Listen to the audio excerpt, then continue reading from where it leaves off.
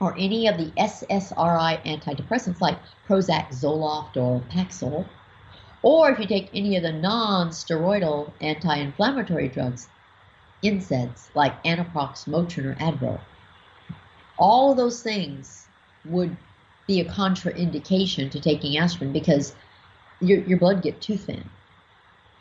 And even after that, you're still not out of options. There's one more non-hormonal medication category for mending a broken heart. The third and last category of non-hormonal medication for lowering your risk of heart attack is the antihypertensive medications. In other words, the medications for reducing high blood pressure. As you've seen in the long list of risk factors for heart attack, which you've seen numerous times, heard about numerous times throughout this heart attack unit, high blood pressure is one of the factors that increases your risk of a heart attack. And high blood pressure is a very, very common problem. Oh my gosh. It causes no symptoms at all until it's too late. So don't assume that you'll know if you have high blood pressure or need a blood pressure lowering medication without actually checking your blood pressure. There are a bunch of medications for high blood pressure. So you can usually find one that works well for you. They are not expensive. They don't cause a bunch of side effects. They're very easy to get. And there's definitely not one that outweighs the benefit of lowering your blood pressure. So there you have it. You've got 3 different categories of non-hormonal medication options for mending a broken heart. And of course, you know, the song never tells you how to mend a broken heart. All it does is ask questions about how to mend a broken heart. Just keep saying, how do you mend a broken heart? How do you stop it from dying? Whatever. Aren't you glad you don't have to rely on that song to prevent your broken heart? So what this podcast has done is brought us to the end of the non-hormonal medication options for preventing a heart attack. It also brings us to the end of options in general, but not to the end of the heart attack unit overall, because there are still 4 other diseases that are closely related and often present with a high risk for heart attack. They are stroke, blood clots, high blood pressure, and diabetes type 2. So those are the things I'm going to be addressing in the next 4 podcasts. And after that, we'll be done with the entire unit on heart attack. And you'll know how to do everything possible to prevent one. I mean, you will be so well versed in heart attacks that you'll know more than most doctors. You see, that's the thing about this education. I warn every woman who has a consultation with me that she has a new problem after consulting with me. Her new problem is that she knows more than 90% of doctors. And I'm not kidding when I tell her that. It's the absolute truth. You know, menopause is the most neglected topic on our planet, even though half of the world's population spends half of their lives in the state of menopause. In medical school, we do not get 1 single second on menopause. It is not covered at all. And yet, many, many different kinds of doctors function in helping menopausal women.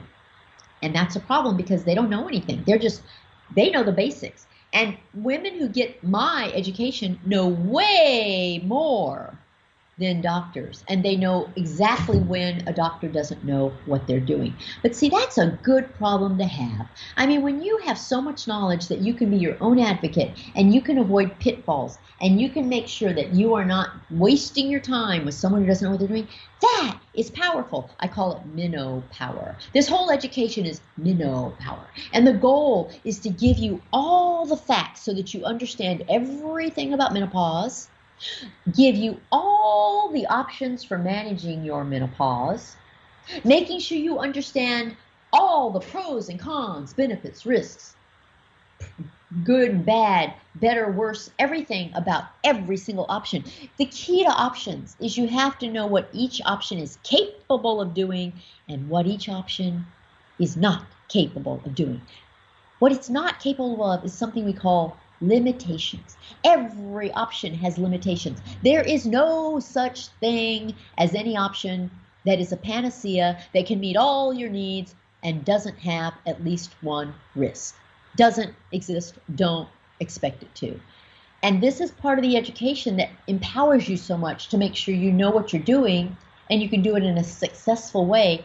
And you see, I call it a balancing act. It enables you to weigh and balance all your options with regard to their effect on you, because women are not robots. We're all different.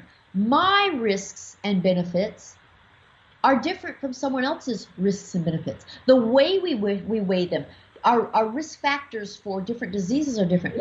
We are not all the same. Women are not robots. Don't worry about what anyone else is doing, ever. Ever, ever, ever. Ignore everybody else. Don't ask other people what they do, what they would do in your case, what they think you should do. Don't compare with your girlfriends. You're not the same.